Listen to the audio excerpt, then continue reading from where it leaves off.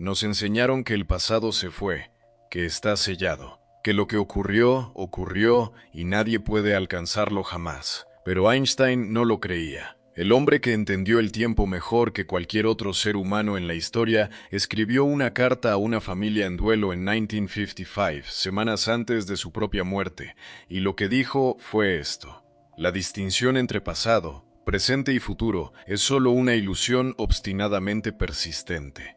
No lo escribió como poeta, lo escribió como físico, describiendo el universo que sus ecuaciones le habían estado mostrando durante 50 años. Y esas ecuaciones, las matemáticas más rigurosamente verificadas en la historia de la física, dejan una puerta pequeña, silenciosamente peligrosa, entreabierta. La puerta no conduce hacia adelante, la puerta conduce hacia atrás. Esta noche vamos a cruzar esa puerta. Ponte cómodo, porque al final de esto, la línea entre memoria y realidad va a parecer más delgada de lo que jamás habrías querido que pareciera. Y ahora, deslicémonos lentamente en la primera parte. El número que no debería existir. Es finales de 2023. El laboratorio en el sótano de la Universidad de Toronto está en silencio a esta hora. Las luces fluorescentes zumban suavemente sobre la mesa óptica. Hay 3 años de trabajo apilados sobre esa mesa. Miles de pequeñas decisiones exactas acumuladas en la alineación de cada láser, cada lente, cada bobina. Hay una cámara de vacío del tamaño de un frigorífico pequeño, envuelta en aluminio y atravesada por cables. Dentro de esa cámara, suspendida en una trampa magnética, flota una nube de átomos de rubidio 85. Los átomos están más fríos que cualquier cosa que hayas tocado jamás. Más fríos que el cielo nocturno, más fríos que la superficie de Plutón. Están a una fracción infinitesimal del cero absoluto, la temperatura a la cual el universo no tiene nada más que dar. Daniela Angulo está de pie frente al aparato. Es investigadora doctoral en el grupo de AEFIM Steinberg. No está ejecutando nada dramático esta noche. Está realizando el experimento que el equipo ha estado ejecutando en diferentes formas durante casi 3 años. La configuración es, en principio, simple. Disparar un solo fotón hacia la nube de átomos de rubidio. Medir cuánto tiempo pasan los átomos en su estado excitado. Repetir. La medición es delicada, pero la estructura no es exótica. Fotones pasando a través de átomos es una de las interacciones más estudiadas en toda la física. No es el tipo de proceso que rompe récords, es el tipo de proceso que construye los cimientos bajo todo lo demás. Cuando un fotón entra en una nube de átomos, 2 cosas pueden ocurrir. El fotón puede pasar directo sin ser tocado, o puede ser absorbido. Cuando el átomo absorbe el fotón, el átomo salta a un nivel de energía más alto. Los físicos llaman a eso estado excitado. Después de un intervalo muy pequeño, el átomo libera el fotón y cae de vuelta. Toda la interacción termina en un parpadeo. El intervalo es pequeño, pero es real, y se puede medir. El equipo ha construido un tipo particular de aparato para medir ese intervalo con extraordinaria precisión. Están usando una técnica llamada efecto Kerr cruzado. Un segundo haz de luz, mucho más débil que el primero, atraviesa la nube al mismo tiempo. Ese segundo haz sondea los átomos. Puede determinar, en esencia, cuánta parte de la nube está excitada en cualquier momento dado. Observando cómo ese haz de sondeo cambia con el tiempo, el equipo puede reconstruir, fotón por fotón, cuánto tiempo pasaron los átomos en su estado excitado. Daniela está mirando la lectura. Los números están llenando la columna de tiempo en la pantalla. Son números muy pequeños, medidos en fracciones de microsegundo. Son exactamente el tipo de números que el aparato está construido para producir. Y entonces aparece un número que no es como los otros. El número es negativo, se queda mirándolo. Sabe cómo debería verse cada número en esta pantalla. Ha observado 10.000 de ellos en los últimos 3 años. Todos son positivos. Todos son pequeñas fracciones de microsegundo. Todos son consistentes con lo que esperarías de un fotón pasando algún pequeño intervalo como energía almacenada dentro de un átomo excitado. Ninguno de ellos ha sido jamás negativo. Nunca ha habido una razón para que sean negativos. Un número negativo en esta columna dice que el átomo liberó el fotón antes de haber terminado de absorberlo. La aguja del reloj, en cualquier lectura sensata de lo que significan estos números, se ha movido hacia atrás. Lo ejecuta de nuevo. El número sigue siendo negativo. Ella aún no sabe cómo va a ser el próximo año de su vida. No sabe que el preprint subirá al servidor de archivo en septiembre de 2024. No sabe que los titulares llegarán a todos los continentes. No sabe que el rincón más activo de la física teórica durante meses después será el rincón que debate qué significan estos números. Lo que sabe esta noche es que está sentada frente a una pantalla que muestra un número que no debería existir. Permíteme ser muy preciso sobre lo que este experimento es y lo que no es. Steinberg y Angulo fueron los primeros en decirlo, los primerísimos en decirlo. Esto no es viaje en el tiempo. Nada en el laboratorio se movió hacia atrás en el tiempo.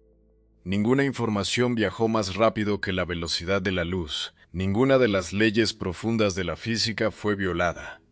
La relatividad de Einstein está intacta. El número negativo no significa que un fotón llegó antes de ser enviado. Significa algo más extraño y más silencioso que eso.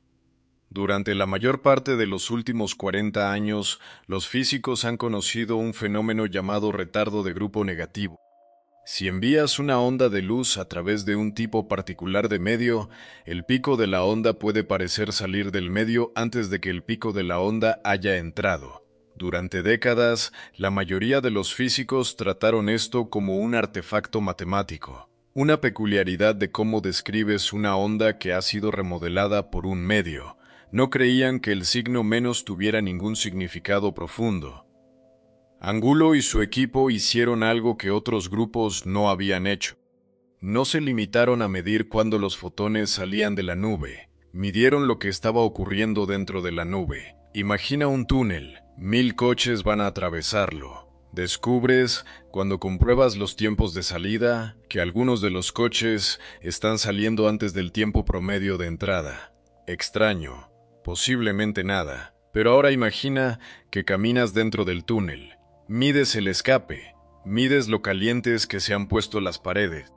El residuo cuenta la misma historia imposible que los tiempos de salida. El interior del túnel concuerda con el exterior. Eso es lo que hizo el equipo de Toronto. Caminaron dentro del túnel, midieron cuánto tiempo estuvieron excitados los propios átomos. La respuesta dentro del medio fue negativa. Esta es la parte que hizo que los físicos se incorporaran en sus sillas. El signo negativo no era solo una propiedad de las estadísticas de salida. Describía un estado real de los átomos. El signo menos tenía peso. Josiah Sinclair, quien ayudó a sentar las bases teóricas del experimento, lo expresó así: un retardo temporal negativo puede parecer paradójico, pero lo que significa es que si construyeras un reloj cuántico para medir cuánto tiempo pasan los átomos en el estado excitado, la aguja del reloj, bajo ciertas circunstancias, se movería hacia atrás en vez de hacia adelante. ¿Qué significa esto para la historia que vamos a contar esta noche? Significa que a nivel cuántico, la capa más pequeña y más fundamental de la realidad, el tiempo no siempre se comporta como asumimos, no siempre marcha hacia adelante, no siempre obedece la flecha nítida del pasado al presente, al futuro que nuestra experiencia diaria nos dice que es absoluta. Allá abajo, al nivel de fotones individuales y átomos individuales, algo más extraño está ocurriendo.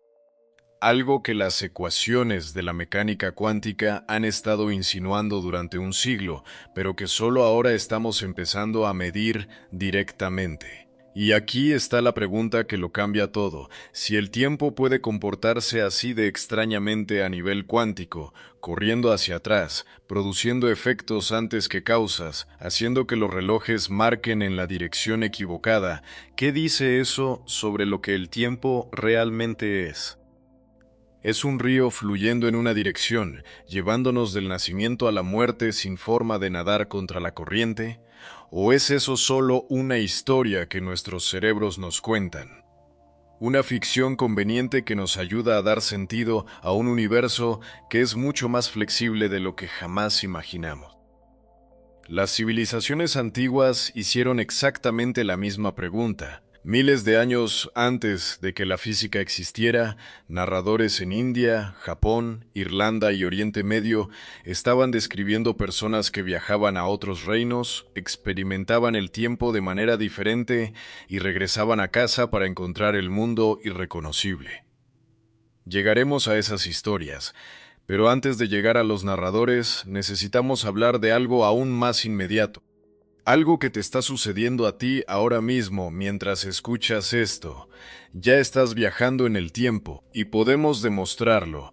Podemos demostrarlo con relojes atómicos, con satélites en órbita, con el cuerpo de un hombre que volvió a casa desde la Estación Espacial Internacional más joven que su hermano gemelo idéntico. Pero primero tenemos que retroceder al año 1905, a una pequeña oficina en Berna, Suiza. A un joven que no había conseguido un puesto universitario después de su título y que había aceptado un trabajo de bajo nivel en el gobierno examinando solicitudes de patentes para dispositivos electromagnéticos. Y al artículo que publicaría en su tiempo libre que desmontaría cada suposición que Newton había construido en los cimientos de la física. El laboratorio en el sótano de Toronto está en silencio. El número en la pantalla sigue siendo negativo. Daniela deja su café sobre el banco. Ejecuta la medición una tercera vez. La aguja del reloj no ha cambiado de opinión. Segunda parte. El empleado de patentes que rompió a Newton. En 1905, un empleado de 26 años en la Oficina Federal Suiza de Patentes en Berna se sentaba en su escritorio durante las tardes tranquilas y resolvía la naturaleza fundamental de la realidad. No tenía laboratorio, no tenía estudiantes de doctorado, no tenía salario universitario. Había sido rechazado para puestos académicos después de terminar su título y había aceptado el trabajo en la oficina de patentes porque pagaba el alquiler. Su nombre era Albert Einstein. La oficina de patentes era un lugar extraño para hacer este tipo de trabajo. Los empleados examinaban solicitudes para dispositivos electromagnéticos. Generadores, telégrafos, sistemas de señales, separaban lo plausible de lo implausible. Einstein era, según los informes, bueno en el trabajo. Tenía un talento para detectar la suposición oculta dentro de una idea ingeniosa, el error enterrado bajo el diagrama pulido. El trabajo, por todas las cuentas, le dejaba suficientes horas tranquilas para pensar. Y en esas horas tranquilas estaba pensando en la luz. Había estado pensando en un problema en las ecuaciones de Maxwell del electromagnetismo. Las ecuaciones decían que la luz viajaba a una velocidad fija, la misma velocidad sin importar quién la estuviera midiendo. Eso no debería ser posible. Lanza una pelota desde un tren y la pelota se mueve a la velocidad del tren más la velocidad del lanzamiento. La luz, decían las ecuaciones, no se comportaba de esa manera. El experimento de Michelson y Morley de 1887 había intentado detectar movimiento contra un hipotético éter luminífero y había fracasado. Einstein, sentado en su escritorio de la oficina de patentes, decidió tomar las ecuaciones en serio. Decidió asumir que eran exactamente correctas. La velocidad de la luz es la misma para todo observador. Ahora pregunta qué tiene que ceder para que eso sea verdad. La respuesta que encontró fue el tiempo. Si la velocidad de la luz es constante para todos, entonces el tiempo mismo no puede ser constante. Cuanto más rápido te mueves, más lento marcan tus relojes respecto a un observador en reposo. Cuanto más rápido te mueves, más se encogen tus reglas a lo largo de la dirección del movimiento. Cuanto más rápido te mueves, menos futuro alcanzas en cualquier hora dada de tu propia experiencia. Dos observadores moviéndose a diferentes velocidades no estarán de acuerdo sobre cuánto tiempo ha transcurrido entre dos eventos, no porque ninguno de los dos esté equivocado, porque el tiempo no es el telón universal que Newton había asumido. Lo escribió todo en un artículo llamado Sobre la electrodinámica de los cuerpos en movimiento. Apareció en la revista Annalender Physik en 1905. No es un artículo largo, no contiene experimentos originales. Es, por cualquier medida razonable, un texto calmado y ligeramente seco. También resultó demoler 200 años de física. Newton había codificado la vieja suposición sobre el tiempo en sus Principia en 1687. Escribió que el tiempo absoluto, verdadero y matemático, por sí mismo y por su propia naturaleza, fluye uniformemente sin relación con nada externo. El tiempo de Newton era un metrónomo cósmico, marcaba el mismo ritmo para cada observador en cada rincón de la existencia.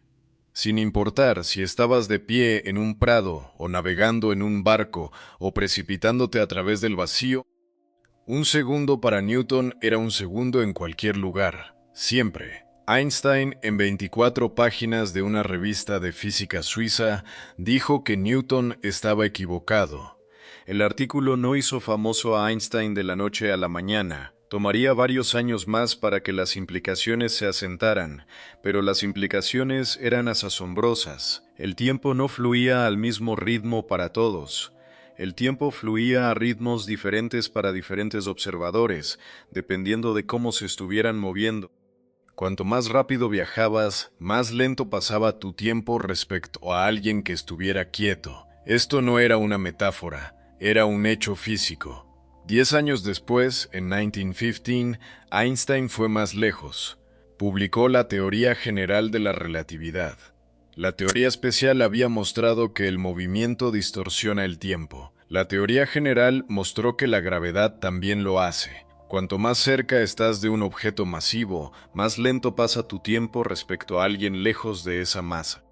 La gravedad curva el espacio, y al curvar el espacio, curva el tiempo. El reloj que llevas puesto esta noche está marcando a un ritmo ligeramente diferente del reloj de un amigo en una montaña 1 kilómetro por encima de ti. La diferencia es diminuta, pero no es cero. En 1919, un astrónomo inglés llamado Arthur Eddington dirigió una expedición a una pequeña isla frente a la costa occidental de África para poner a prueba la teoría de Einstein durante un eclipse total de Sol. La teoría general de la relatividad predecía que la gravedad del Sol curvaría la luz de las estrellas de fondo que pasaran cerca del borde solar en una cantidad específica y calculable. El equipo de Eddington fotografió las estrellas durante el eclipse y comparó sus posiciones con sus posiciones normales de noche 6 meses antes. El desplazamiento estaba ahí. El desplazamiento coincidía con la predicción de Einstein. El Times de Londres publicó el titular el 7 de noviembre de 1919. Revolución en la ciencia. El artículo debajo convirtió a Einstein, casi de la noche a la mañana, en el científico más famoso del mundo. Pero detrás de la celebridad y los titulares, el significado más profundo de la teoría permanecía silenciosamente perturbador. El propio Einstein extrajo la conclusión con más claridad que nadie. Si el tiempo fluye a diferentes ritmos, en diferentes lugares y a diferentes velocidades, entonces la distinción entre pasado, presente y futuro no es tan nítida como habíamos asumido. No eran 3 cosas separadas, no eran una secuencia ordenada en la que el pasado se había ido y el futuro estaba sin escribir y solo el presente era real. Eran, en cierto sentido, 3 regiones de una única estructura tetradimensional. El pasado, el presente y el futuro estaban todos ahí, todo el tiempo. Como páginas de un libro que ya existe en su totalidad. Estábamos leyendo el libro una página a la vez, pero el libro entero ya estaba escrito.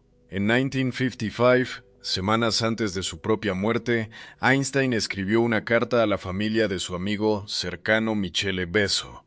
Besso había muerto a los 87 años. Einstein y Besso habían estado carteándose durante casi la totalidad de la vida adulta de Einstein. Los 2 hombres habían discutido, debatido y rememorado. Ahora Besso se había ido. Einstein escribió a la familia de Besso. Escribió esto: ahora Michele se ha marchado de este mundo extraño un poco por delante de mí. Eso no significa nada. La gente como nosotros, que cree en la física, sabe que la distinción entre pasado, presente y futuro es solo una ilusión obstinadamente persistente. No lo escribió como poeta, no lo escribió como un hombre buscando algo amable que decir a una familia en duelo, lo escribió como físico, describiendo lo que sus propias ecuaciones le habían estado diciendo durante 50 años. El hombre que entendió el tiempo mejor que cualquier otro en la historia humana no creía, al final de su vida, que el tiempo fluyera en una sola dirección. Una ilusión obstinadamente persistente. Volveremos a esa frase. El hombre que demostró que el tiempo es flexible dejó una puerta entreabierta. Otros físicos, siguiendo sus pasos, empujarían esa puerta más de lo que él jamás quiso que llegara. Antes de llegar a esos físicos, necesitamos convencerte de que la afirmación central de las teorías especial y general no es un experimento mental. Necesitamos poner los números sobre la mesa.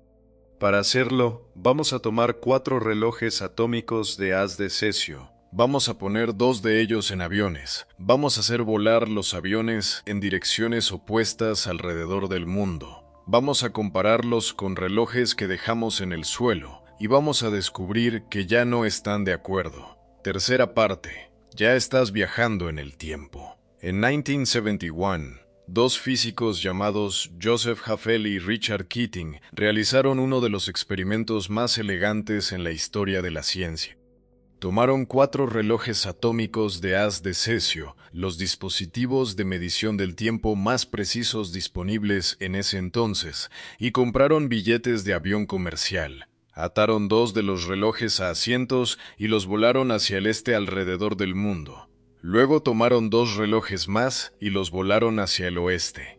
Un conjunto correspondiente de relojes permaneció en tierra en el Observatorio Naval de Estados Unidos en Washington, D.C., marcando pacientemente. Haffel y Keating calcularon los números, predijeron que los relojes que iban hacia el este perderían unos 40 nanosegundos y los relojes que iban hacia el oeste ganarían unos 275 nanosegundos respecto a los relojes en tierra. Volaron el experimento, regresaron, compararon los relojes. Los relojes que fueron hacia el este habían perdido 59 nanosegundos, más o menos 10. Los relojes que fueron hacia el oeste habían ganado 273 nanosegundos, más o menos 7. Ambos resultados estaban dentro de la incertidumbre experimental de las predicciones de Einstein. Los relojes en los aviones habían literalmente marcado a ritmos diferentes que los relojes en tierra. Ese experimento se realizó hace más de 50 años. Desde entonces, la evidencia solo se ha vuelto más precisa. Hoy, la dilatación temporal no es una curiosidad. Es una pieza de infraestructura de ingeniería. Considera el sistema de posicionamiento global. Los satélites que hacen funcionar el GPS orbitan la Tierra a una altitud de aproximadamente 20.200 kilómetros, moviéndose a unos 14.000 kilómetros por hora. Ambos hechos afectan sus relojes. La velocidad del satélite hace que sus relojes de a bordo marquen ligeramente más lento que los relojes en la Tierra. Un efecto relativista especial. La mayor altitud del satélite y por tanto la gravedad más débil hace que sus relojes marquen ligeramente más rápido. Un efecto relativista general.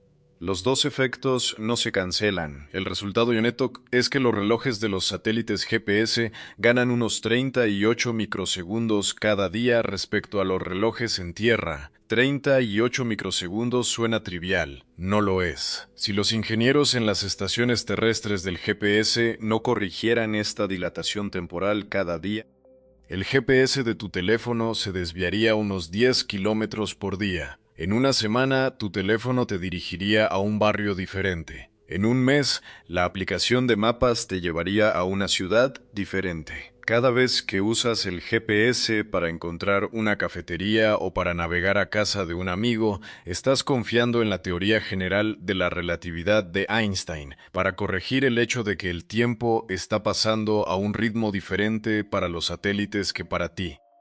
La corrección relativista está integrada en el firmware, se ejecuta continuamente. Es la prueba de la relatividad general más ampliamente desplegada en la historia humana. La precisión sigue mejorando. En 2022, un equipo liderado por Jun Ye en el laboratorio Gila en Boulder, Colorado, usó un reloj de red óptica para medir la dilatación temporal gravitacional a través de una distancia vertical de 1 milímetro. Eso es el grosor de una tarjeta de crédito. Elevaron la mitad del reloj 1 milímetro respecto a la otra mitad. Las dos mitades discreparon. El tiempo estaba pasando a un ritmo mediblemente diferente a través de 1 milímetro de separación vertical, exactamente en la cantidad que predice la teoría de Einstein. Lo que esto significa es que el tiempo no es un río universal. El tiempo es local, el tiempo es personal, el tiempo es negociable. Tu cabeza está envejeciendo a un ritmo diminuto pero mediblemente diferente del de tus pies. Y no son solo relojes, le ocurre a las personas también. En 2015, el astronauta de la NASA Scott Kelly se lanzó a la Estación Espacial Internacional para lo que se convertiría en una misión de 340 días. Scott Kelly tiene un hermano gemelo idéntico llamado Mark Kelly. Mark Kelly también es astronauta. Mark permaneció en la Tierra durante casi todo el año. Scott orbitó el planeta a aproximadamente 28,000 kilómetros por hora. Mark hizo su vida cotidiana en tierra. Cuando Scott volvió a casa, los hermanos compararon notas. El resultado fue exactamente lo que Einstein había predicho. Scott había envejecido ligeramente menos que Mark durante el transcurso de la misión. La diferencia fue pequeña, unos 8 milisegundos y medio, trivial en términos absolutos, imperceptible, real. Mark Kelly bromeó sobre ello públicamente. Mientras que antes era solo 6 minutos mayor, dijo, ahora soy 6 minutos y 5 milisegundos mayor. 8 milisegundos y medio podrían no sonar como mucho, pero considera lo que representan. Un ser humano dejó la Tierra, viajó a alta velocidad en órbita y volvió más joven de lo que habría sido si se hubiera quedado en casa. No metafóricamente más joven, no sintiéndose más joven, físicamente más joven. Los átomos de su cuerpo habían experimentado menos tiempo transcurrido que los átomos del cuerpo de su hermano. Su corazón había latido menos veces. Sus células se habían dividido menos veces. Literalmente había vivido menos tiempo que su gemelo. Hay un cosmonauta ruso llamado Sergei Krikalev que tiene un récord aún más dramático. Krikalev ha pasado más de 800 días en órbita a lo largo de su carrera, acumulando una dilatación temporal total de aproximadamente 20 milisegundos. Es, en un sentido técnico y preciso, el ser humano más desplazado en el tiempo de la historia. Es 20 milisegundos más joven de lo que habría sido si nunca hubiera dejado el suelo. 20 milisegundos es de nuevo un número pequeño. No es suficiente para sentirlo. No es suficiente para notarlo de ninguna manera. Pero es un número que existe y está grabado en los átomos de su cuerpo y permanecerá ahí el resto de su vida. Irá a su tumba unas centésimas de segundo detrás del resto de nosotros. Ahora imagina que llevas esto más lejos. Imagina que pudiéramos construir una nave espacial que viajara al 99,5% de la velocidad de la luz. Un viaje de 5 años desde la perspectiva del viajero correspondería a unos 50 años pasando en la Tierra. El viajero subiría al barco a los 30. El viajero experimentaría 5 años de vida. El viajero regresaría a un planeta que habría envejecido medio siglo. Todo lo que el viajero había conocido habría cambiado. Esto no es especulación. Esta es la consecuencia directa, experimentalmente verificada, de las ecuaciones de Einstein. El viaje hacia adelante en el tiempo está ocurriendo ahora mismo. A ti, a mí, a todos. Todo el tiempo.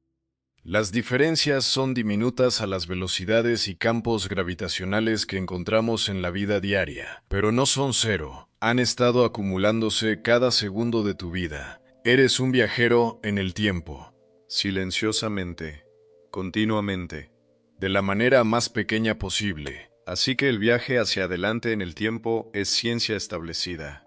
La pregunta interesante es la que viene después. ¿Qué hay de ir hacia atrás? Durante la mayor parte del siglo XX, los físicos dijeron que eso era imposible. Las ecuaciones de la relatividad, las mismas ecuaciones que permitían el viaje hacia adelante en el tiempo, parecían prohibir el reverso. La flecha del tiempo apuntaba en una dirección y solo en una. Ir hacia atrás era una fantasía para novelistas, no un tema para científicos serios. Hasta que un premio Nobel descolgó un teléfono en 1985 y aceptó una llamada de un astrónomo llamado Carl Sagan, que estaba escribiendo una novela y no podía resolver cómo hacer que su personaje principal cruzara 26 años luz de espacio. La llamada telefónica lo cambió todo, no porque nadie construyera una máquina del tiempo ese día, sino porque el físico, al otro lado de la línea, dijo algo extraordinario. Algo que había estado preguntándose silenciosamente durante años, algo que el campo aún no había estado dispuesto a tomar en serio. Dijo: «Déjame pensarlo», y volvió unas semanas después con una respuesta, y la respuesta no era una nave estelar, la respuesta era un agujero de gusano, y el agujero de gusano no era solo un atajo a través del espacio. El agujero de gusano, en la segunda mitad del artículo que publicarían 3 años después, accidentalmente resultó ser también una puerta a través del tiempo. Esa llamada telefónica, y lo que condujo es a donde vamos ahora. Cuarta parte. La llamada telefónica que abrió la puerta. A mediados de los años 80, el astrónomo Carl Sagan estaba escribiendo una novela. Sagan era el presentador de la serie de televisión Cosmos, profesor en Cornell y posiblemente el científico más famoso de América. La novela era sobre una mujer llamada Eleanor Arroway, que recibe un mensaje de una civilización alienígena cerca de la estrella Vega y viaja allí para hacer primer contacto. Había un problema. Vega está a 26 años luz de la Tierra. A la velocidad de la nave Voyager, un viaje de ida y vuelta tomaría aproximadamente 1.000.000 de años. Sagan necesitaba que su personaje hiciera el viaje y regresara dentro de una sola vida humana, y quería que físicos reales lo leyeran y aprobaran la física. Así que llamó a su amigo Kip Thorne. Kip Thorne era un físico teórico en el Instituto Tecnológico de California, uno de los principales expertos en relatividad general del mundo. Más tarde ganaría el Premio Nobel de Física en 2017 por su trabajo en el detector de ondas gravitacionales LIGO. Sagan le hizo la pregunta a Thorne: ¿hay una forma científicamente plausible de viajar a través de 26 años luz de espacio dentro de una vida humana sin romper la velocidad de la luz? Thorne lo pensó durante varias semanas. La respuesta que encontró fueron los agujeros de gusano. El concepto de agujero de gusano no era nuevo. Einstein y su colega Nathan Rosen habían descrito uno en un artículo en 1935. Lo que vino a llamarse puentes de Einstein-Rosen. 2 puntos distantes en el espacio podían estar conectados por un túnel que no pasaba a través del espacio intermedio en absoluto. El problema era que cada agujero de gusano que alguien hubiera calculado era inestable. En el instante en que algo intentaba entrar en la garganta, el agujero de gusano colapsaba más rápido que la velocidad de la luz, aplastando lo que estuviera dentro. Thorne, trabajando con 2 de sus estudiantes de doctorado, Michael Morris y Ulvi Yurtsever, preguntó qué haría falta para mantener un agujero de gusano estable. Publicaron la respuesta en el American Journal of Physics en 1988. El ingrediente era lo que llamaron materia exótica, no materia ordinaria. La materia ordinaria tiene densidad de energía positiva que en la garganta de un agujero de gusano tiende a cerrarlo. La materia exótica tiene densidad de energía negativa, ejerce un efecto gravitacional repulsivo. Si pudieras revestir la garganta de un agujero de gusano con materia exótica, la repulsión contrarrestaría el colapso natural y la garganta permanecería abierta. Algo podría pasar a través. El artículo causó revuelo, no porque nadie pensara que podíamos ir y construir un agujero de gusano mañana. No podemos. No sabemos si la materia exótica existe en las cantidades que necesitarías. No sabemos si los desafíos de ingeniería son superables ni siquiera en principio. Pero lo que el artículo de Thorne había mostrado era algo más importante que un plan. Había mostrado que las ecuaciones de la relatividad general, las propias ecuaciones de Einstein, permiten agujeros de gusano transitables, las matemáticas permiten la estructura, la física no lo prohíbe. Y entonces, mientras Thorne y sus estudiantes estaban resolviendo los detalles, Thorne se dio cuenta de algo extraordinario. Un agujero de gusano no es solo un atajo a través del espacio. Un agujero de gusano es también un atajo a través del tiempo. El argumento funciona así. Imagina un agujero de gusano con dos bocas conectadas por una garganta. Ambas bocas están en el mismo campo gravitacional, en reposo una respecto a la otra. Ahora toma una boca del agujero de gusano y acelérala hasta cerca de la velocidad de la luz, o colócala cerca de un objeto masivo. Ya sabemos que cualquiera de esas situaciones causa dilatación temporal. La boca en movimiento experimentará el tiempo más lentamente que la boca que quedó en casa. Trae la boca en movimiento de vuelta. Las dos bocas ya no están sincronizadas. La boca de casa ha experimentado, digamos, 10 años. La boca que viajó ha experimentado 6 horas. Las dos bocas están sentadas una junto a la otra en el espacio, pero internamente están desincronizadas. Una de ellas está, en un sentido significativo, en el pasado de la otra. La garganta del agujero de gusano aún las conecta. Si caminas a través desde la boca de casa, sales por la boca viajera 6 horas después de haber empezado. Has caminado en un solo paseo corto hacia el pasado. Has viajado 10 años atrás en el tiempo. Thorne describió este experimento mental en sus libros usando a su esposa Carole como ejemplo. Carole toma una boca del agujero de gusano a bordo de una nave espacial. Acelera, vuela durante 6 horas según su propio reloj y regresa. Desde la perspectiva de la boca de casa han pasado 10 años. El agujero de gusano aún las conecta. Kip, sentado en su extremo, puede extender la mano y estrecharla de ella, y si cruza completamente, sale en el pasado. 10 años antes de haber entrado, el agujero de gusano se ha convertido en una máquina del tiempo, no una metáfora, no un experimento mental, una estructura física que, según las ecuaciones de la relatividad general, permite el viaje hacia atrás en el tiempo. Thorne publicó estas ideas, escribió sobre ellas, las discutió en conferencias públicas, y fue muy cuidadoso en señalar las enormes advertencias. El requisito de materia exótica es, a día de hoy, una cuestión abierta. No sabemos si el universo permite densidades de energía negativa en las cantidades que requieren los cálculos. No sabemos si los agujeros de gusano transitables pueden realizarse físicamente incluso con recursos ilimitados y tiempo ilimitado. Y había una preocupación más profunda, una que el propio Thorne articuló. Sospechaba, aunque no podía probarlo, que las leyes de la mecánica cuántica conspirarían para impedir que cualquier agujero de gusano funcionara como máquina del tiempo. Escribió en uno de sus artículos que todas las máquinas del tiempo probablemente se autodestruyen en el momento en que son activadas. Su razonamiento era sutil.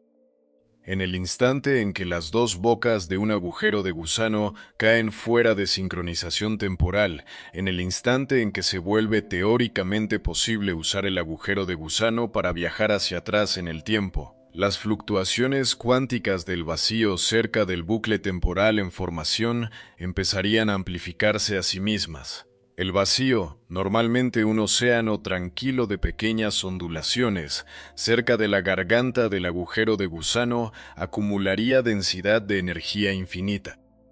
El agujero de gusano se desgarraría a sí mismo. El universo, en efecto, desconectaría el enchufe, pero Thorne no podía demostrar que el enchufe siempre se desconectaría. Sus ecuaciones mostraban la posibilidad de una máquina del tiempo de agujero de gusano estable y transitable. Su intuición le decía que probablemente estaba prohibido. Pero las matemáticas de Einstein, el marco matemático más probado y verificado en la historia de la física, decían que la puerta estaba abierta.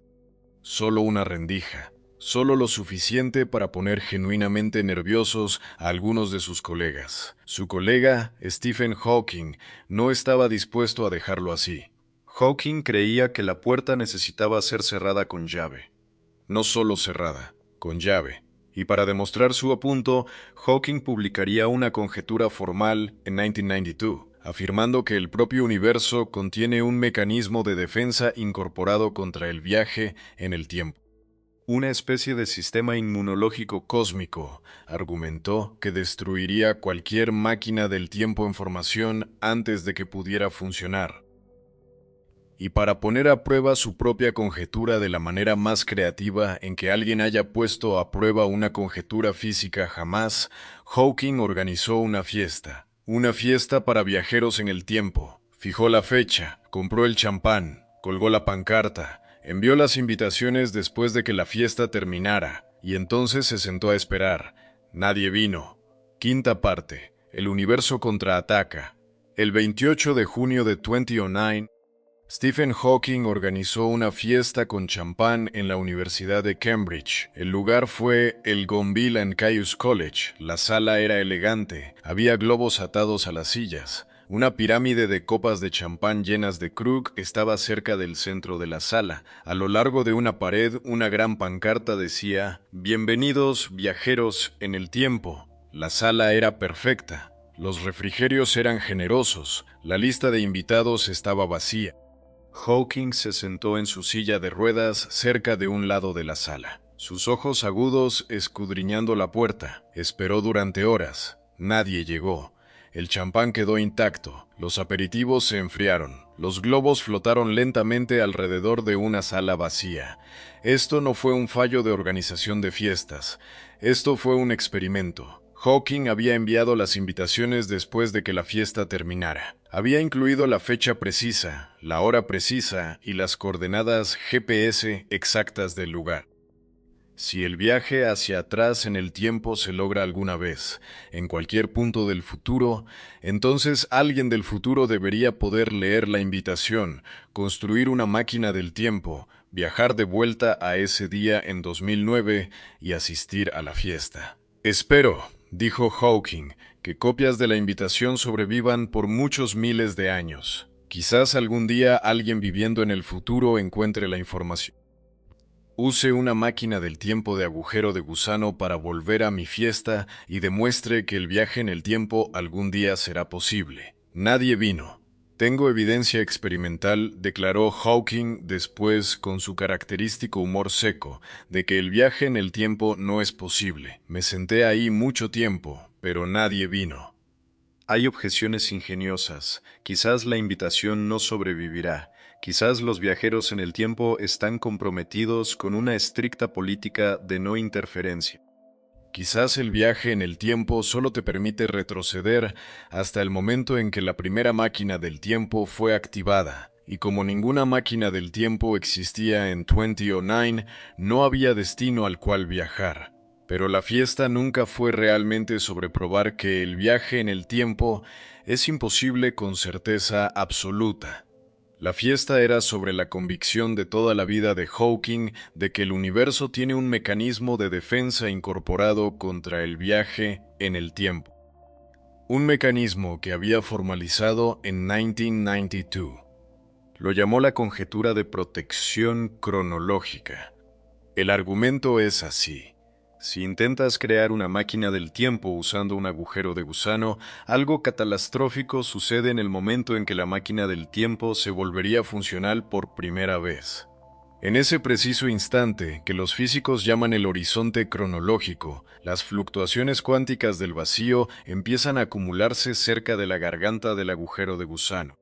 Estas fluctuaciones son normalmente ondulaciones inofensivas en el campo cuántico, pero cerca del horizonte cronológico se retroalimentan, se amplifican, dan la vuelta al bucle una y otra vez, ganando energía cada vez. El agujero de gusano no puede soportar la acumulación. Colapsa. La máquina del tiempo se destruye a sí misma antes de poder ser usada. Hawking lo describió con una frase que se ha convertido en una de las líneas más famosas de la física teórica. Parece, escribió, que existe una agencia de protección cronológica que impide la aparición de curvas cerradas de tipo tiempo, y así hace que el universo sea seguro para los historiadores. Una curva cerrada de tipo tiempo es el término técnico para un bucle temporal, una trayectoria a través del espacio-tiempo que comienza en un punto en el tiempo y regresa al mismo punto. Las ecuaciones de Einstein permiten curvas cerradas de tipo tiempo bajo ciertas condiciones extremas. El matemático Kurt Gödel, en 1949, como regalo de cumpleaños para Einstein, mostró que en un universo en rotación, las curvas cerradas de tipo tiempo podrían existir en todas partes. Gödel, nacido en Brno, que entonces era parte del Imperio Austrohúngaro y que pasó sus últimos años en el Instituto de Estudios Avanzados en Princeton, justo al final del pasillo de Einstein, le dio al padre de la relatividad un regalo que era a la vez un homenaje y una provocación. Le mostró que sus propias ecuaciones permitían viajar al pasado. Hawking creía que el universo no los permitiría en la práctica. La conjetura de protección cronológica era su manera de decir que las leyes de la física contienen una especie de sistema inmunitario. Cada vez que esas condiciones para una máquina del tiempo empiezan a formarse, el universo interviene. La energía se acumula, el sistema se vuelve inestable, la máquina se autodestruye, el tiempo se protege a sí mismo. Pero la conjetura tiene un problema. Hawking no pudo demostrarla. Podía mostrar en muchas configuraciones específicas que la reacción cuántica prevista efectivamente destruiría una máquina del tiempo en formación. No podía mostrar que esto fuera siempre el caso. La conjetura permanece hasta hoy como una conjetura, no un teorema, una suposición educada. Una suposición muy informada, muy respetada, muy cuidadosamente argumentada, pero aún una suposición. Y ese vacío, ese pequeño vacío sin resolver entre lo que Hawking creía y lo que podía demostrar, es donde la física más fascinante de los últimos 30 años ha vivido. Porque si Hawking tiene razón, entonces el viaje en el tiempo está prohibido por la estructura profunda del universo. Y la puerta que Einstein y Thorne dejaron entreabierta está, en la práctica, sellada. Y si Hawking está equivocado, entonces el viaje en el tiempo podría ser posible. Y la puerta está, en principio, disponible para ser empujada por quien pueda encontrar los recursos para empujar. El otro obstáculo, el obstáculo que hasta hace poco parecía más decisivo que los desafíos de ingeniería, son las paradojas. Las paradojas son devastadoras, no son simples acertijos mentales. Son argumentos de que el viaje hacia atrás en el tiempo no puede existir lógicamente porque forzaría al universo a ser autocontradictorio. La más famosa es la paradoja del abuelo. Construyes una máquina del tiempo. Viajas atrás, impides que tu abuelo conozca a tu abuela. Tu padre o madre, por tanto, nunca nace. Tú, por tanto, nunca naces. Pero si nunca naciste, no pudiste haber construido la máquina del tiempo. Así que tu abuelo sí conoció a tu abuela. Así que sí naciste. Así que sí fuiste atrás. El bucle se repite sin fin, sin resolución. En física, los estados autocontradictorios no están permitidos. Si el viaje en el tiempo conduce a contradicciones lógicas, entonces o el viaje en el tiempo es imposible o nuestra comprensión de lo que cuenta como contradicción está equivocada. Hay otra paradoja igualmente inquietante. La paradoja del bootstrap. Imagina que viajas atrás y le entregas a Ludwig van Beethoven las partituras completas de sus 9 sinfonías. Beethoven las copia. Las publica bajo su propio nombre. Tú las aprendes escuchando grabaciones. Las llevas de vuelta a él. Él las obtuvo de ti. Pero ¿quién las compuso? La música no tiene origen. La información apareció de la nada. Para décadas, estas paradojas parecieron irresolubles. La paradoja del abuelo en particular parecía ser el defecto fatal en cualquier sueño de viaje hacia atrás en el tiempo. Sin importar cuán ingeniosamente plantearas el escenario, la contradicción permanecía. Entonces, en diciembre de 2024, un físico en la Universidad Vanderbilt en Nashville, Tennessee, llamado Lorenzo Gavassino, publicó un artículo que aterrizó como un terremoto silencioso en el mundo de la física teórica.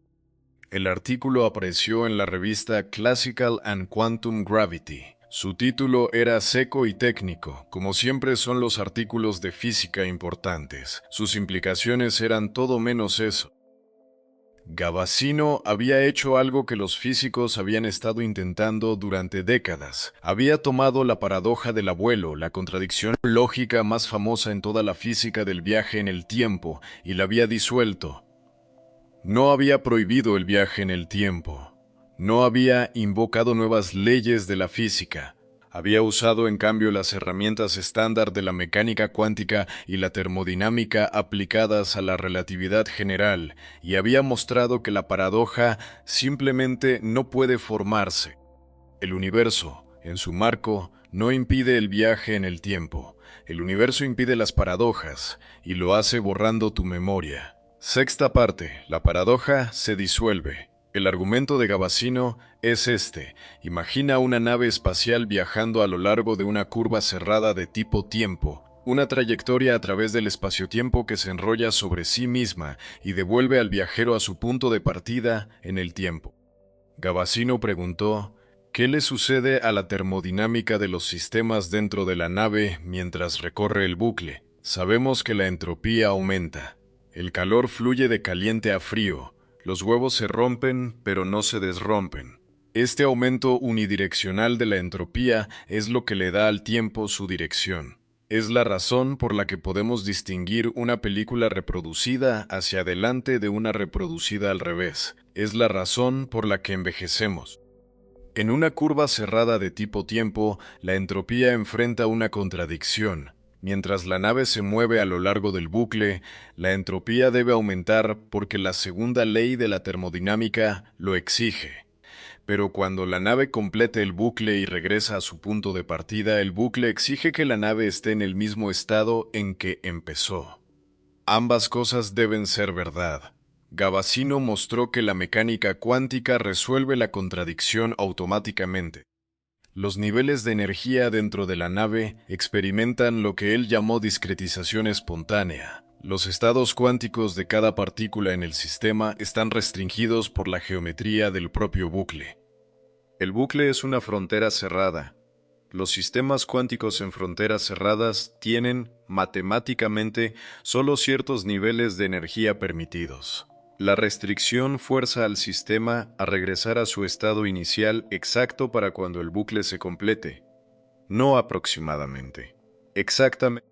Modeló lo que le sucedería a una partícula inestable, un átomo radiactivo, por ejemplo, viajando en el bucle. Al principio, la partícula decae como lo haría normalmente. Sus componentes se dispersan, la entropía sube, todo se comporta como en un experimento normal. Pero a medida que el sistema se acerca al final del bucle, algo extraordinario sucede. El decaimiento se invierte, los componentes dispersos espontáneamente se reensamblan, la partícula se reconstituye. La entropía que había estado aumentando empieza a disminuir, y para cuando el bucle se completa, la partícula está de vuelta en su estado original, como si nada hubiera pasado. Esto no es una violación de la mecánica cuántica, es una consecuencia de ella. Gavassino mostró que el reensamblaje está impulsado por un fenómeno conocido llamado recurrencia de Poincaré. El teorema de recurrencia de Poincaré, formulado por el matemático francés Henri Poincaré, dice que dado suficiente tiempo, cualquier sistema cerrado eventualmente regresará a un estado arbitrariamente cercano a su configuración inicial. Normalmente el tiempo de recurrencia para un sistema macroscópico es astronómicamente largo. En una curva cerrada de tipo tiempo, la geometría del bucle efectivamente fuerza esta recurrencia a ocurrir dentro de exactamente un circuito. Aquí es donde se pone silenciosamente perturbador. Gavassino aplicó la misma lógica a la memoria. La memoria, en su marco, se modela como una interacción. Cuando recuerdas algo, el evento externo ha dejado una huella física en la estructura de tus neuronas. La memoria es un patrón físico en la materia. En una curva cerrada de tipo tiempo, cualquier memoria acumulada durante el bucle debe ser borrada antes de que el bucle se complete. La recurrencia de Poincaré, que reinicia los sistemas físicos, también reinicia al portador de la memoria. Las neuronas regresan a su configuración inicial. Las huellas se borran. Subes al bucle, lo recorres. Quizás intentas hacer algo paradójico. Quizás encuentras a tu abuelo. Quizás aprietas un gatillo. La geometría del bucle interviene. Hagas lo que hagas, el universo ejecuta la recurrencia sobre el portador de la memoria. Las neuronas que sostenían el recuerdo del intento son reiniciadas. Para cuando llegas de vuelta al principio del bucle, no tienes memoria de nada de ello. La bala que disparaste nunca viajó en ningún registro. La historia que intentaste cambiar está sin cambiar en todo sentido medible. El aumento de entropía, dijo Gavassino, es la razón por la que morimos. ¿Qué pasa cuando inviertes la muerte? La respuesta, según sus matemáticas, es que en una curva cerrada de tipo tiempo, la muerte misma es temporal, el envejecimiento se invierte, las memorias se disuelven, los eventos irreversibles se vuelven reversibles. La flecha del tiempo, en la pequeña región de espacio-tiempo ocupada por el bucle, apunta en ambas direcciones dependiendo de dónde estés en la curva, y la paradoja del abuelo se evapora. No porque alguien te impida actuar, porque hagas lo que hagas, la termodinámica cuántica del propio universo deshará el acto y borrará tu memoria de él antes de que el bucle se complete. No lo recordarías. Prometimos hace unos capítulos que volveríamos a esa frase. El trabajo de Gavassino se construye sobre un principio propuesto décadas antes por el físico ruso Igor Novikov. En los años 80, Novikov argumentó que si el viaje en el tiempo es posible, solo se permiten historias autoconsistentes. El universo no te deja crear una paradoja, no porque alguien te detenga, porque las leyes de la física mismas aseguran que cada evento en un bucle temporal encaja sin contradicción. Gavassino tomó el principio de Novikov y le dio un fundamento termodinámico y mecánico cuántico riguroso. Mostró que el principio no es solo un postulado filosófico, es una consecuencia matemática de las leyes de la física como las entendemos actualmente. Si las curvas cerradas de tipo tiempo existen, las paradojas no. El universo se encarga. Hay una advertencia importante. El trabajo de Gavassino no demuestra que las curvas cerradas de tipo tiempo existan. La conjetura de protección cronológica de Hawking podría seguir siendo correcta. El universo podría impedir que los bucles temporales se formen en primer lugar. Gavassino simplemente mostró que si pueden formarse, la física dentro de ellos es autoconsistente y libre de paradojas. Y hay un detalle más que creo que es el detalle más extraño en todo el marco.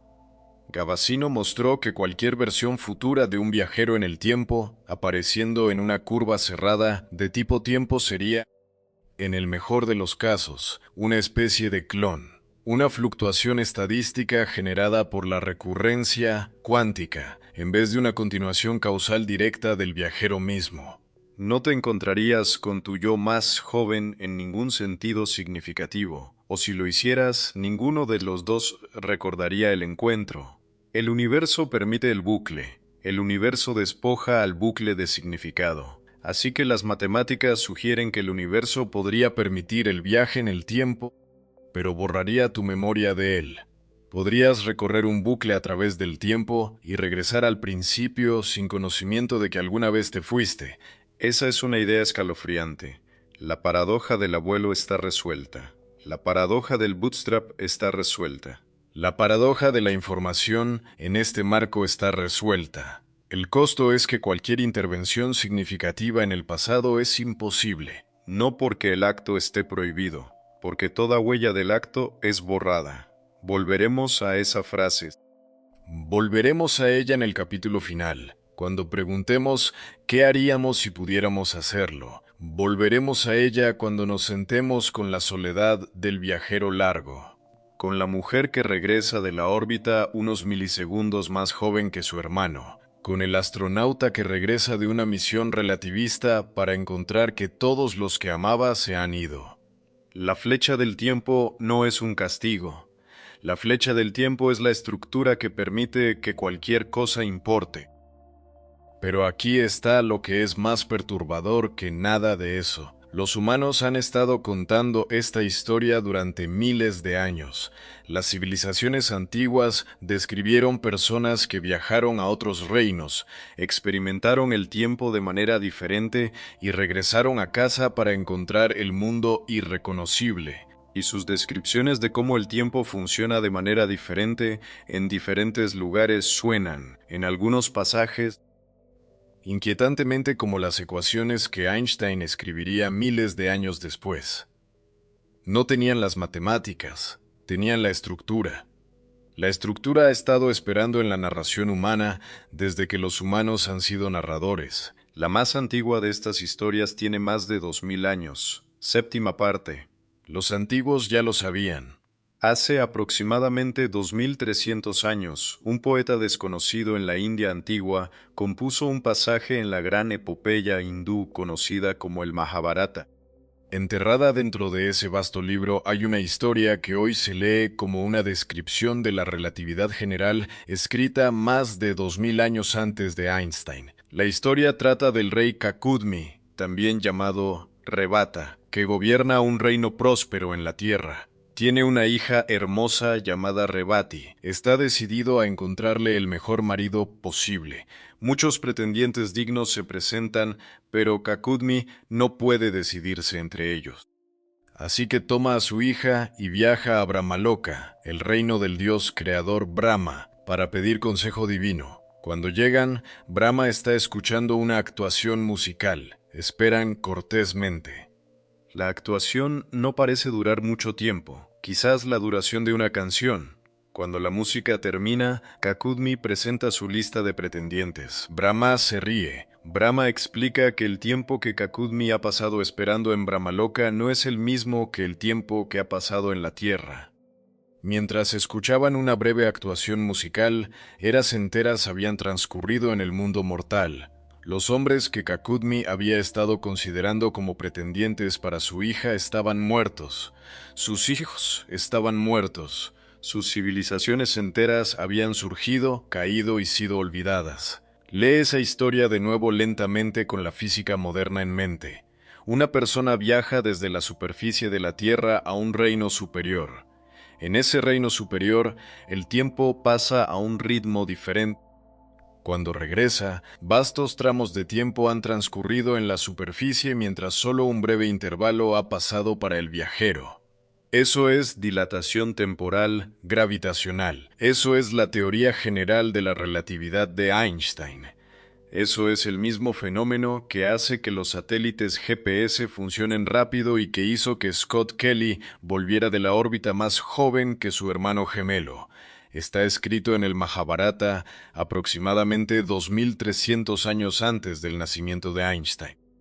Y el Mahabharata no está solo. Aproximadamente 1300 años después, en Japón, durante el siglo VIII de nuestra era, se registró una historia que se convertiría en uno de los cuentos populares más queridos de la cultura japonesa. La historia de Urashima Taro. Urashima Taro es un pescador. Un día en la playa rescata a una tortuga de unos niños crueles. En gratitud, la tortuga lo invita a visitar el Palacio del Dragón bajo el mar, un reino llamado Ryugu-ho.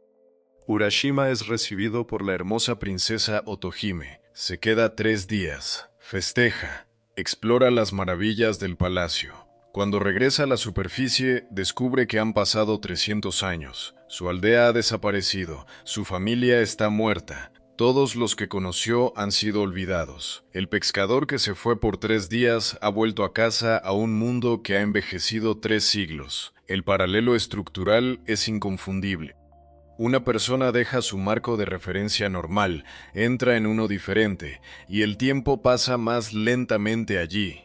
Cuando regresa, vastamente más tiempo ha transcurrido en el marco de origen que en el marco visitado. Es la paradoja de los gemelos escrita como folclore. siglos antes de que Einstein la escribiera como artículo. Ahora cruza el mundo hacia Oriente Medio. En el Corán, compuesto en el siglo VII de nuestra era, hay un capítulo llamado Surat al-Kahf, el capítulo de la cueva. Cuenta la historia de un grupo de jóvenes creyentes, seguidores de una fe monoteísta en una época de persecución pagana. Para escapar de sus perseguidores, se esconden en una cueva. Dios los pone a dormir. Cuando despiertan, creen haber dormido un solo día, quizás mediodía.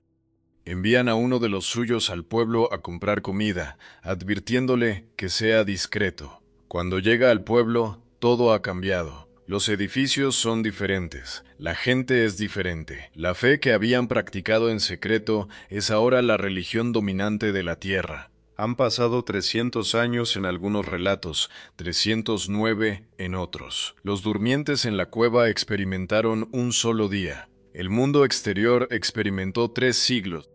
Esta misma historia aparece en la tradición cristiana como los 7 durmientes de Éfeso, registrada tan temprano como en el siglo V.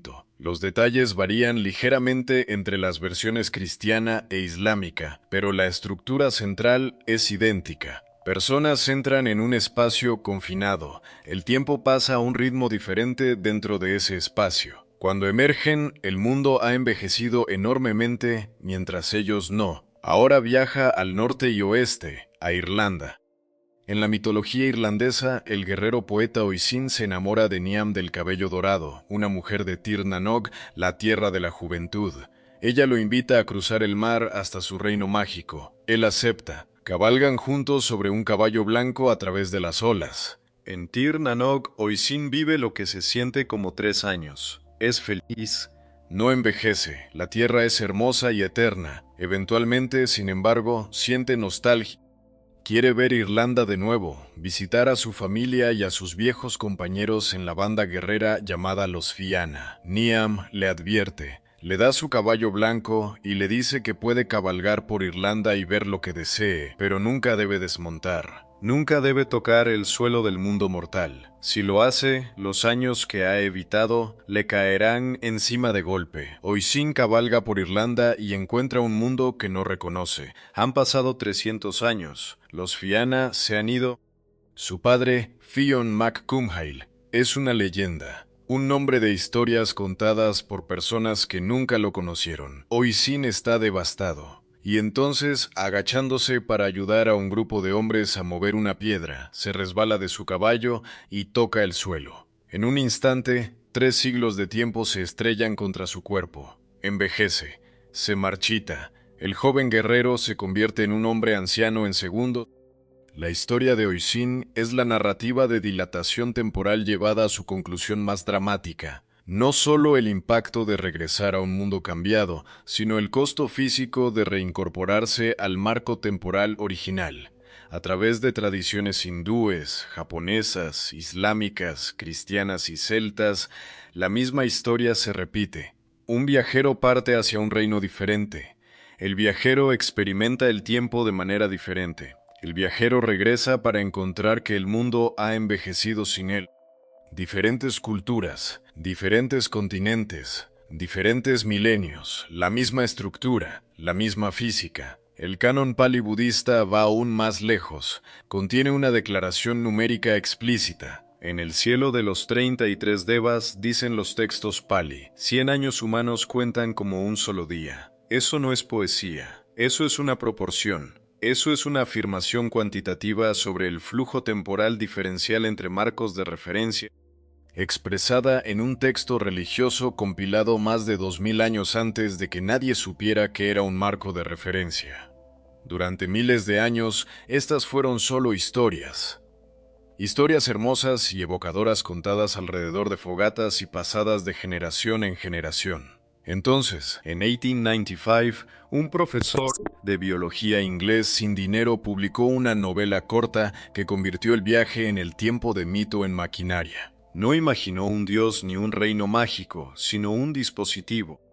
Una máquina hecha de latón, cristal y marfil, con una palanca que podías tirar, y con esa palanca podías elegir tu destino en el tiempo como eliges un piso en un ascensor. El nombre de ese profesor era Herbert George Wells. Su novela se llamó La máquina del tiempo, y no solo cambió la literatura, cambió la ciencia. Octava parte, La máquina que cambió la ciencia. En 1895, un joven de una familia obrera en Bromley, Kent, publicó una novela corta que remodelaría la imaginación humana para siempre. Su nombre era Herbert George Wells. Tenía 29 años. Se había formado como profesor de biología bajo Thomas Henry Huxley, el famoso defensor de Charles Darwin. No tenía laboratorio ni puesto universitario. La novela se llamaba La máquina del tiempo. Inventó el género. Antes de Wells, el desplazamiento temporal en la ficción siempre era pasivo. Los personajes se quedaban dormidos y despertaban en el futuro, como Rip Van Winkle. Eran transportados por ángeles o hadas. El viajero siempre era un pasajero, nunca un conductor. Wells cambió eso. Su protagonista sin nombre, conocido solo como el viajero del tiempo, construye un dispositivo. Un artefacto físico hecho de latón, cristal, marfil y cuarzo, con un sillín para sentarse y una palanca para tirar. Se sube, tira de la palanca y se mueve a través del tiempo tan deliberada y mecánicamente como un tren se mueve a través del espacio. La expresión máquina del tiempo entró en el idioma con este libro. Antes de 1895, nadie había usado jamás la frase. Después de 1895, se volvió universal, y el marco teórico que usó era radical para su era. En las páginas iniciales de la novela, el viajero del tiempo argumenta a sus invitados de escena que el tiempo es simplemente la cuarta dimensión: longitud, anchura, altura y duración. No hay diferencia fundamental, dice, entre el tiempo y el espacio, excepto que nuestra conciencia se mueve a lo largo del tiempo en una sola dirección. Esta idea de que el tiempo es una cuarta dimensión, coigual con las tres dimensiones del espacio, estaba siendo discutida en las matemáticas y la física de los años 1890. El matemático Hermann Minkowski formalizaría la idea en 1907, cuando demostró que la relatividad especial de Einstein se entendía mejor como un continuo espacio-temporal tetradimensional. Pero Wells llegó primero en la ficción. Una década antes de Minkowski, 10 años antes de que Einstein publicara la relatividad especial. No hay evidencia de que Einstein leyera La máquina del tiempo, pero ambos hombres estaban trabajando en la misma atmósfera intelectual. La idea de que el tiempo no era un telón absoluto, sino una dimensión flexible y potencialmente navegable, estaba en el aire al final del siglo XIX. Wells la respiró y la convirtió en narrativa. Einstein la respiró y la convirtió en física. La precisión sigue mejorando. Cada avance en corrección cuántica de errores, cada mejora en nuestra capacidad de manipular estados cuánticos, cada nuevo experimento que invierte la flecha del tiempo para una partícula, es también un avance en la ciencia de la manipulación del tiempo. Y en 2025, un equipo de físicos en Viena decidió abordar el problema desde una dirección completamente diferente. No intentaron curvar el espacio-tiempo. No intentaron crear un agujero de gusano, no intentaron hacer girar un cilindro a velocidad infinita. En su lugar, construyeron un dispositivo que podía hacer algo mucho más modesto.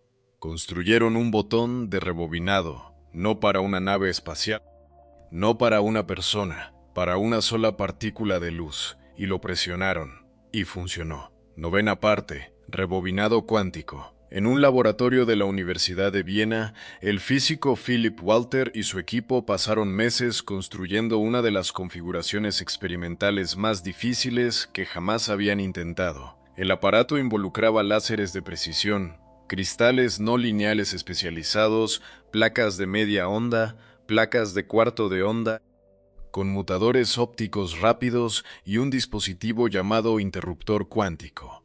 El objetivo era audaz. Querían tomar un solo fotón, enviarlo en un viaje a través de un cristal que alteraría deliberadamente su estado cuántico, y luego invertir ese viaje. no deshaciendo manualmente el efecto del cristal, no sabiendo qué había hecho el cristal. Querían usar las extrañas propiedades de la mecánica cuántica para devolver el fotón a su estado original sin saber jamás qué le había sucedido en el camino. Querían rebobinar el tiempo para una partícula de luz. El marco teórico había sido desarrollado por Miguel Navascués en la Academia Austriaca de Ciencias. En la física clásica, si quieres deshacer lo que le ha sucedido a un sistema, necesitas saber exactamente qué sucedió. Necesitas observar el proceso y aplicar la operación inversa exacta. En mecánica cuántica, el principio de superposición significa que una partícula puede existir en múltiples estados a la vez. El principio de no conmutatividad significa que el orden en que se realizan las operaciones cambia el resultado. Navascués se dio cuenta de que podía explotar estas dos propiedades para diseñar un protocolo de rebobinado. El protocolo coloca al fotón en una superposición de diferentes caminos evolutivos a través del interruptor cuántico. Luego usa la interferencia entre los caminos para cancelar la evolución hacia adelante y restaurar el estado original. El sistema no necesita saber qué le pasó al fotón, no necesita medir el estado del fotón. Simplemente explota la arquitectura de la mecánica cuántica para deshacer lo que ocurrió. Navascués comparó la técnica con tener un control remoto para el tiempo. En un cine dijo, una película se proyecta de principio a fin sin importar lo que quiera el público, pero en casa tenemos un control remoto para manipular la película. Podemos rebobinar a una escena anterior o avanzar varias escenas. Ese control remoto, dijo, es la física cuántica. El laboratorio de Walter convirtió la teoría en un experimento funcional. Codificaron un qubit, un bit cuántico de información, en la polarización de un solo fotón. Lo enviaron a través de un cristal que alteró su polarización de una manera específica. La polarización cambió. La información codificada en el fotón era ahora diferente de lo que habían enviado. Luego encaminaron el fotón a través del interruptor cuántico. Y cuando midieron el estado del fotón al final, la polarización había regresado a su configuración original. Era como si hubieran presionado rebobinar en un vídeo sin haber visto jamás el vídeo y sin saber jamás qué había ocurrido en el metraje faltante. Fue, dijo Walter, uno de los experimentos más difíciles que habían construido jamás para un solo fotón. El resultado, cuando llegó, fue claro. El fotón regresó a su estado original. El equipo probó el protocolo a través de muchos procesos cuánticos diferentes. La precisión del rebobinado superó el 95% en las pruebas. El artículo fue publicado en la revista Óptica en 2025. El equipo no se detuvo en el rebobinado. También demostraron que puedes avanzar rápido. Si quieres que un sistema envejezca 10 años, dijo Navascués, tomará 10 años. No puedes crear tiempo de la nada. Para hacer que un sistema envejezca 10 años en uno, debes obtener los otros 9 años de algún lugar. El equipo encontró una manera de hacerlo para sistemas cuánticos. Configuraron 10 sistemas cuánticos idénticos y transfirieron tiempo evolutivo de 9 de ellos al 10º. Hicieron que el 10º sistema envejeciera 10 años en términos evolutivos. En el mismo lapso de tiempo de laboratorio, los otros 9 sistemas envejecieron 1 año. Los 9 sistemas donantes efectivamente se pausaron mientras el 10º avanzó a toda velocidad. La evolución total se conservó, no habían creado tiempo, lo habían movido. Seamos claros sobre lo que esto significa y lo que no. Esto no es viaje en el tiempo de ciencia ficción. Ninguna persona fue enviada hacia atrás ni hacia adelante en el tiempo. Los experimentos operan a la escala de fotones individuales, pero las implicaciones son profundas.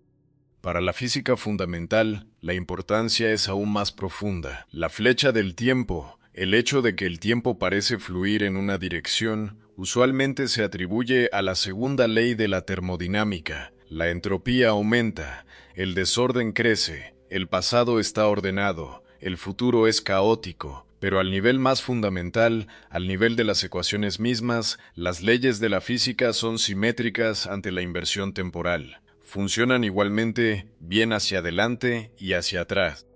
La flecha del tiempo, al nivel más básico, no es absoluta, es estadística. El experimento de Viena demuestra esto concretamente. Para una sola partícula cuántica, la flecha del tiempo puede invertirse. El reloj puede rebobinarse. El proceso no está prohibido por ninguna ley de la física. Es meramente impracticable a escalas mayores. Y Navascués abordó la pregunta obvia directamente. Si pudiéramos encerrar a una persona en una caja sin influencias externas, dijo, sería teóricamente posible rebobinarla, pero con nuestros protocolos actuales, la probabilidad de éxito sería muy baja. Los científicos estiman que se necesitarían del orden de millones de años de computación para invertir incluso un segundo de la existencia de un cuerpo humano. Porque el cuerpo humano contiene un número astronómico de partículas interactuantes, cada una de las cuales necesitaría tener su estado cuántico invertido simultánea y coherentemente. Las matemáticas en principio lo permiten. La ingeniería en la práctica lo hace absurdo, pero el principio se mantiene. La flecha del tiempo, a nivel cuántico, es una sugerencia, no un mandamiento. Entonces, ¿dónde nos deja todo esto? Podemos rebobinar un fotón. Podemos avanzar rápido un sistema cuántico. Podemos medir retardo temporal negativo en una nube de átomos de rubidio. Tenemos modelos matemáticos mostrando que las curvas cerradas de tipo tiempo no destruirían el universo. Tenemos una teoría de Gavassino mostrando que las paradojas serían prevenidas por inversión de entropía y borrado de memoria. Tenemos un resultado de Cambridge mostrando que la causalidad hacia atrás, cuando se simula a través del entrelazamiento, tiene aplicaciones prácticas. Nadie ha construido una máquina del tiempo, seamos muy claros sobre eso. Nadie está cerca de construir una máquina del tiempo en el sentido de la ciencia ficción. Los requerimientos de energía para cualquier diseño teórico conocido siguen siendo fantásticamente superiores a nuestras capacidades. Crear un agujero de gusano transitable requeriría materia exótica que puede no existir en las cantidades necesarias. Las máquinas del tiempo teóricas propuestas por físicos serios empujan los límites de la física conocida tan lejos que la mayoría de los físicos las consideran curiosidades matemáticas más que planos prácticos. Pero hay una diferencia entre decir que algo es impracticable y decir que es imposible. Impracticable significa que no podemos hacerlo aún. Imposible significa que no podremos hacerlo nunca.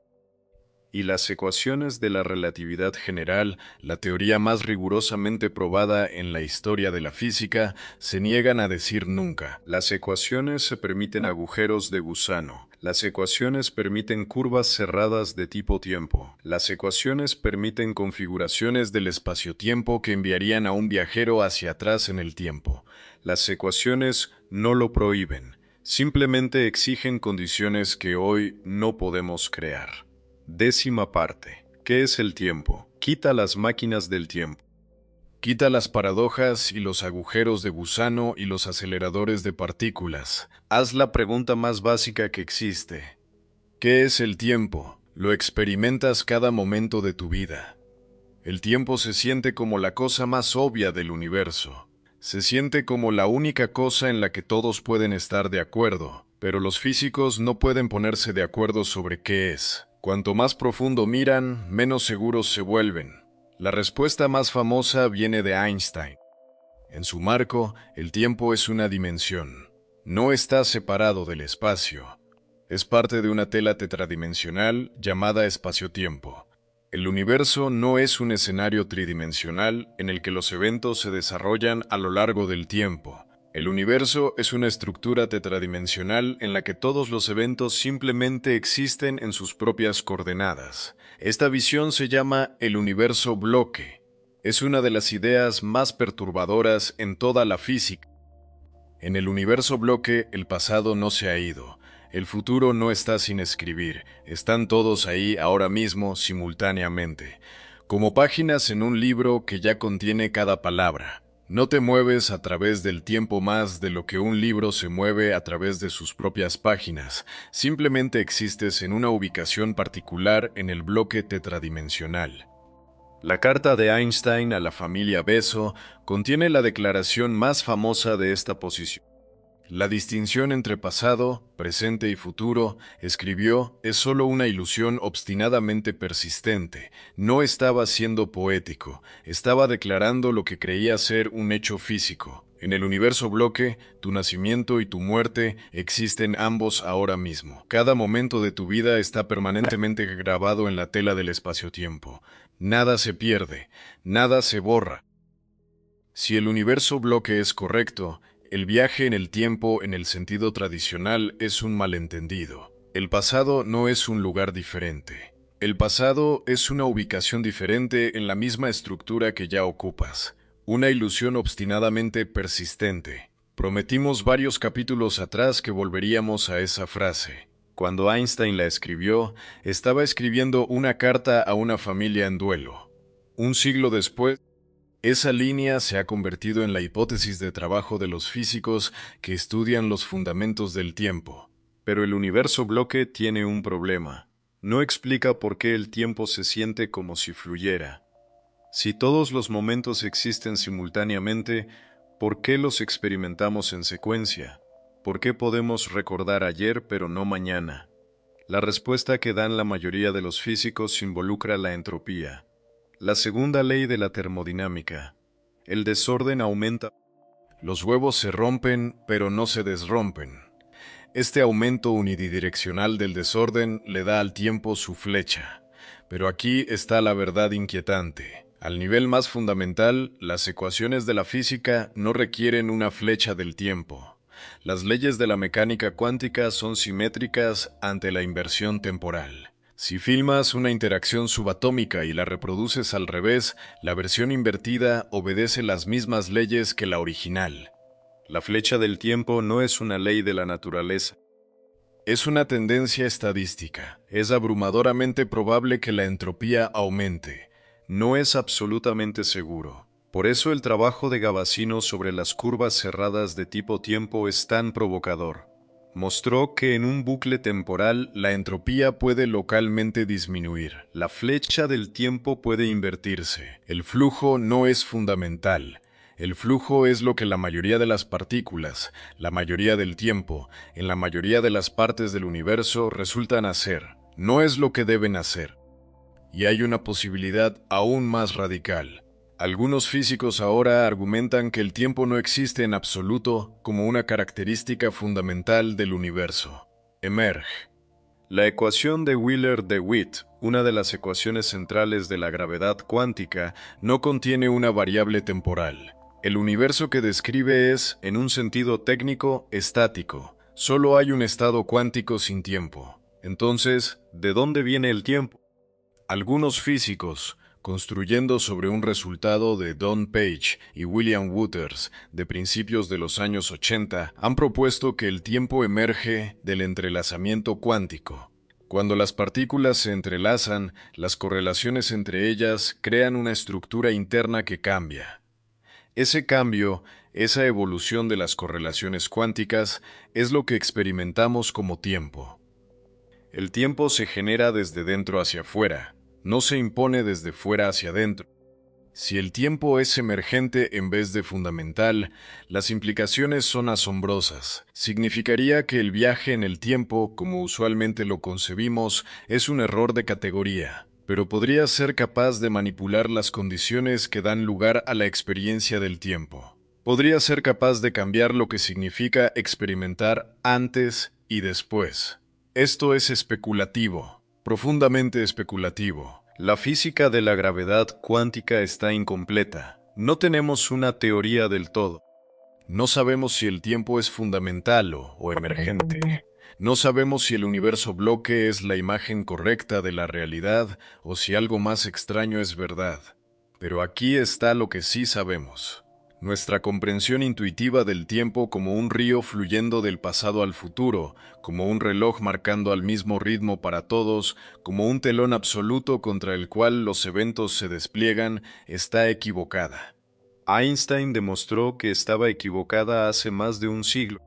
Cada experimento desde entonces ha confirmado que tenía razón. El tiempo es flexible, el tiempo es relativo, el tiempo pasa a diferentes ritmos en diferentes lugares para diferentes observadores, y a nivel cuántico, el tiempo puede correr hacia atrás, reiniciarse y comportarse de maneras que violan cada suposición que nuestra experiencia diaria nos enseña.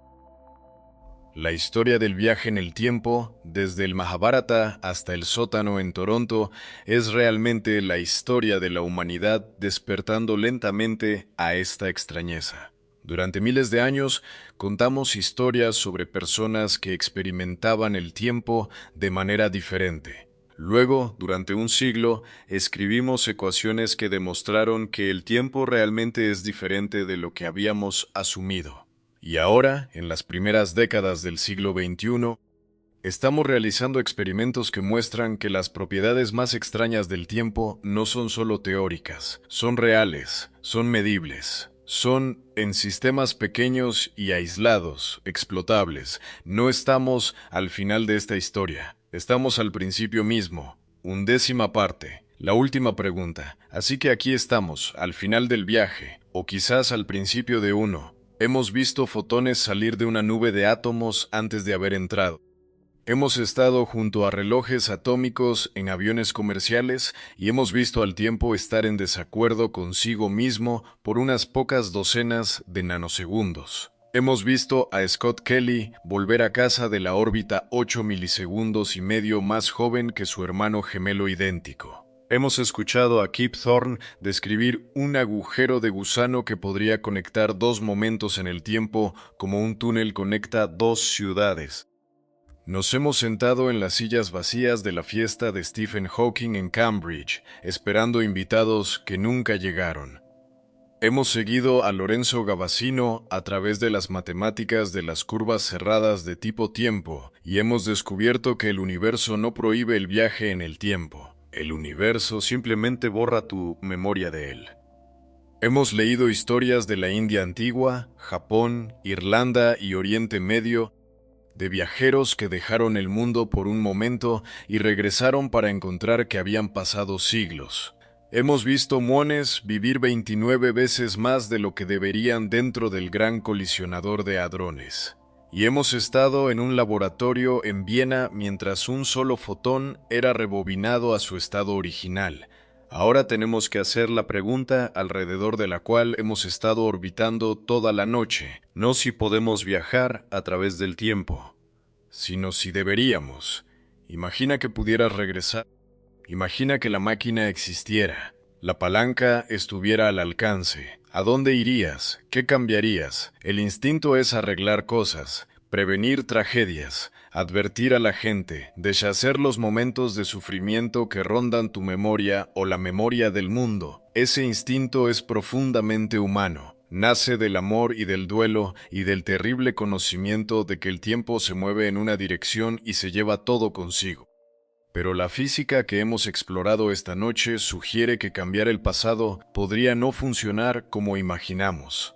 Las matemáticas de Gavassino muestran que en una curva cerrada de tipo tiempo, el universo impone autoconsistencia. No puedes crear una paradoja. Las leyes de la termodinámica y la mecánica cuántica conspiran para asegurar que todo lo que hagas en el bucle sea deshecho antes de que el bucle se complete. Tus acciones son borradas, tus memorias son limpiadas. Regresas al principio como si nada hubiera pasado, no lo recordarías. Prometimos unos capítulos atrás que volveríamos a esa frase.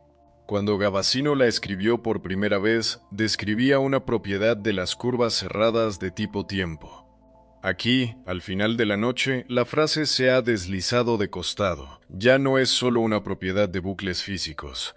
Se ha convertido en una descripción de la relación de cada ser humano con su propio pasado. El pasado está, en cierto sentido, todavía ahí. Está grabado en la estructura tetradimensional del universo bloque, si Einstein tenía razón.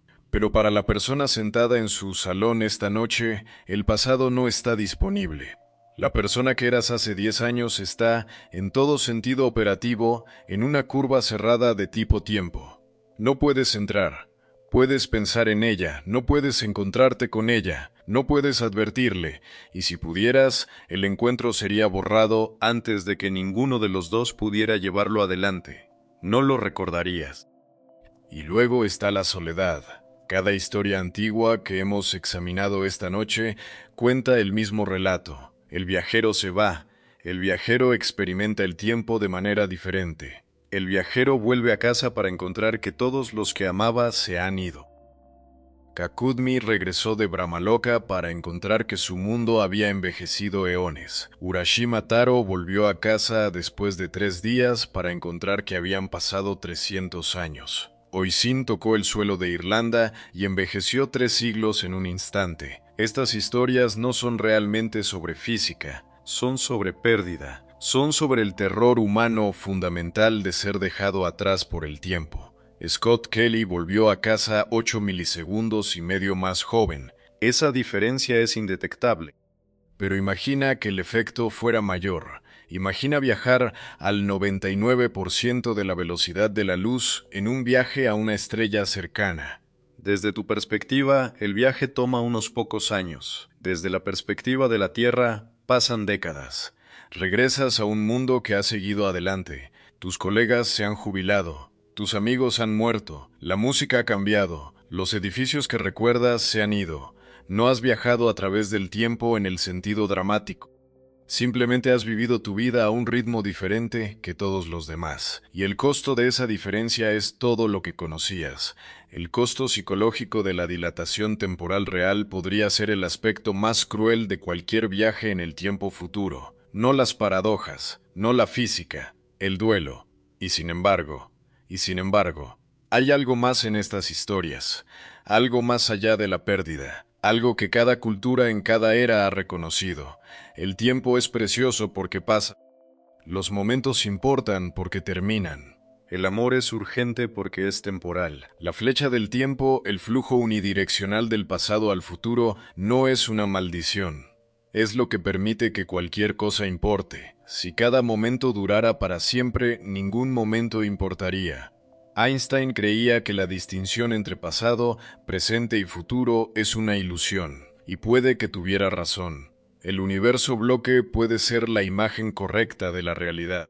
Cada momento que has vivido puede seguir existiendo en algún lugar de la tela tetradimensional del espacio-tiempo. Tu infancia, tu primer día de escuela, la cara de alguien que amaste, no se han ido, simplemente están ubicados en un punto diferente del bloque, pero nosotros no experimentamos el bloque, experimentamos el flujo, y ese flujo, sea fundamental o emergente, sea real o una ilusión, es la cosa más humana que existe, es el tic-tac del reloj junto a tu cama, es el cambio de las estaciones, es el sonido de tu propia respiración en la oscuridad. La neurociencia nos dice que nuestra experiencia de la hora es una reconstrucción.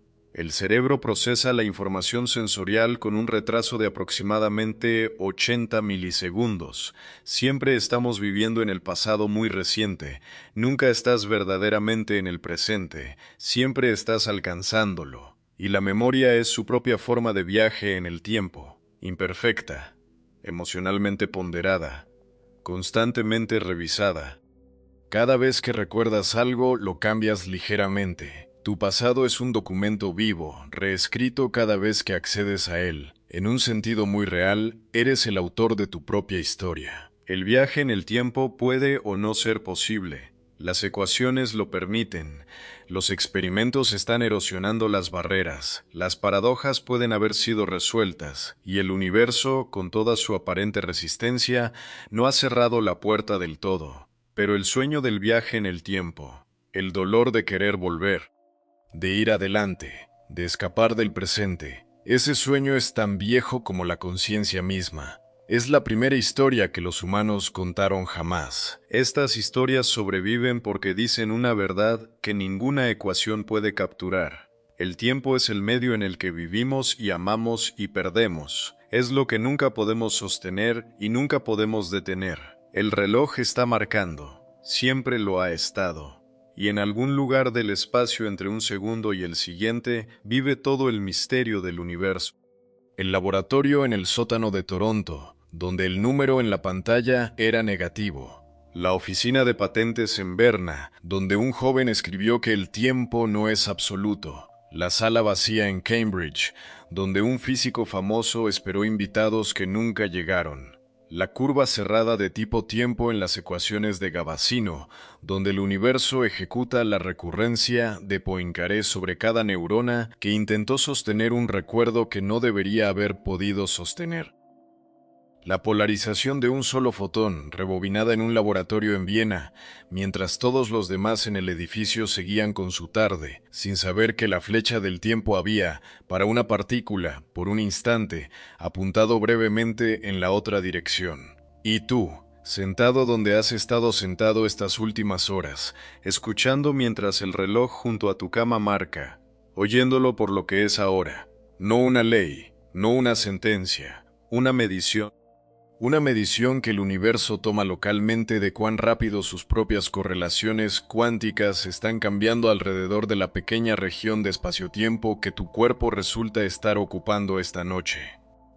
Eres un viajero en el tiempo, siempre lo has sido, todos lo somos. El viaje es pequeño y continuo y suave, y no tiene un destino claro y nadie puede detenerlo. Y es lo más precioso de estar vivo. El reloj seguirá marcando. La flecha seguirá apuntando hacia adelante. Y el presente, este presente, el que estás viviendo ahora mismo, es el único que en algún sentido significativo será tuyo. Descansa bien.